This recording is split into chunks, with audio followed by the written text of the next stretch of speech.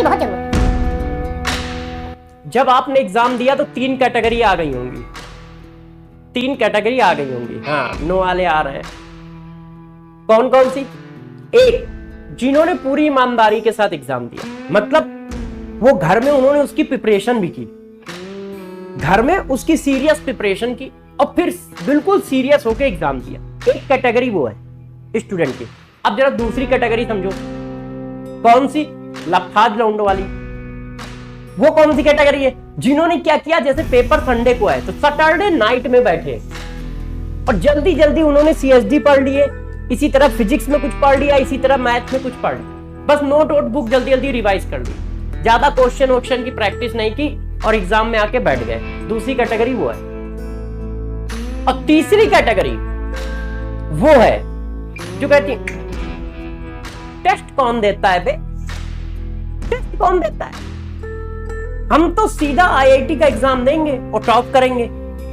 तीसरी कैटेगरी वो है, मतलब सबसे ज्यादा बदमाश बच्चों की, जिनका ओवर कॉन्फिडेंस एक हाई लेवल पे रहता है। उनका ओवर कॉन्फिडेंस ये डायरेक्ट पेपर देंगे, टेस्ट कौन सा देता है, टेस्ट कौन देता है, टेस्ट ये निकम्मे लौंडे देते हैं, हम थोड़ी देंगे, हम तो सीधा आईआईटी का पेपर देंगे और देखना पोस्टर लगेगा मेरा पहली रैंक का। ये उनकी सोच है और इसको कहते हैं मुंगेरी लाल के सपने, है ना, जो बिना मेहनत के देखे जाते हैं। इसको कहते हैं क्या? मुंगेरी लाल के सपने। मतलब जिसमें मेहनत नहीं लगी है, जिसमें कोई प्लान नहीं है, जिसमें कोई भी रियलिटी नहीं है, मगर सपना देख रखा है पहली रैंक आईआईटी जेईई। और फिर उनका सपना बहुत बड़ा होता है। दूसरा बताता हूं, सीएस से नीचे नहीं आएंगे, ऊपर से सीएस मुझे कहां चाहिए? आईआईटी बॉम्बे में चाहिए। सीएस मुझे कहां चाहिए? आईआईटी बॉम्बे में चाहिए। इस तरह के बच्चों का तो कुछ होना नहीं है। पहला तो पॉइंट ये डिस्कस हो गया।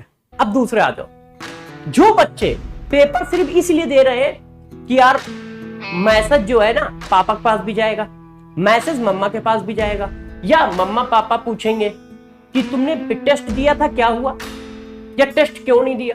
तो कुछ लोग तो फॉर्मेलिटी की वजह से टेस्ट देते हैं कि फॉर्मेलिटी करनी है, मतलब एक टेस्ट देना है, टेस्ट देना। वो फॉर्मेलिटी वाले बच्चे भी बहुत बदमाश होते हैं, उनका भी ज्यादा कुछ नहीं होगा। वो आईआईटी का एग्जाम भी फॉर्मेलिटी में दे के आएंगे, वो आईआईटी का एग्जाम भी फॉर्मेलिटी में दे के आएंगे। क्यों दे के आएंगे?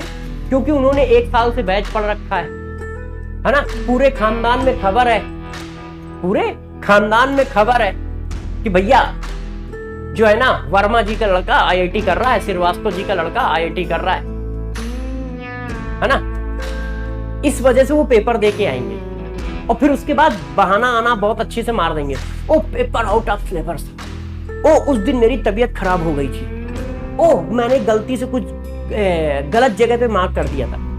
ये सब फर्जीपना करेंगे। है? कभी गलती से मुंह की जगह आंख में खाना तो नहीं खा लिया? ऐसा हुआ है कि कभी गलती से तुमने मुंह में खाना न डाल के आंख में डाल लिया हो, कान में डाल लिया हो? ऐसी गलती होती है? नहीं। तो यार सारी गलती तुम्हारे एग्जाम में क्यों होती है?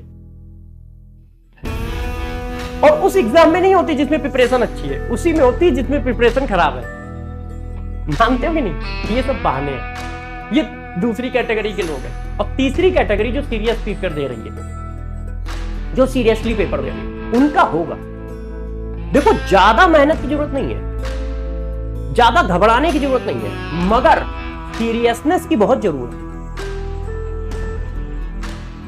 सीरियसनेस की बहुत जरूरत है कि आप एक ईमानदारी से स्टडी करें और भी पेपर दें। तो ध्यान रखना, ये जितने भी टेस्ट हो रहे हैं इसको तुम रियल एग्जाम मान के पेपर दिया, इसको तुम ना रियल एग्जाम मान के पेपर दिया करो बस। और मुझे कुछ नहीं कहना, मुझे बस इतना कहना है कि तुम इस पेपर को एकदम रियल एग्जाम मान के दिया करो। तुम ये मान के दिया करो कि यार ये आईआईटी मेंस का पेपर हमारा हो रहा है कल। उससे क्या होता है? उससे तुम्हारी प्रिपरेशन होती है और ये प्रिपरेशन ही एड ऑन होती है जो लास्ट वाले पेपर में काम आएगी, जो लास्ट वाले पेपर में काम आएगी।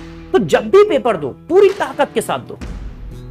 जब भी पेपर दो मतलब हर बार पेपर दो। बच्चे वर्ड बहुत जल्दी पकड़ते हैं। अच्छा जब भी मतलब 2-4 पेपर छोड़े जा सकते हैं। अरे बम मारे जाओगे, 2-4 छोड़े जा सकते हैं। तो जब भी पेपर दो पूरी ईमानदारी के साथ पेपर दो और हमेशा पेपर दो।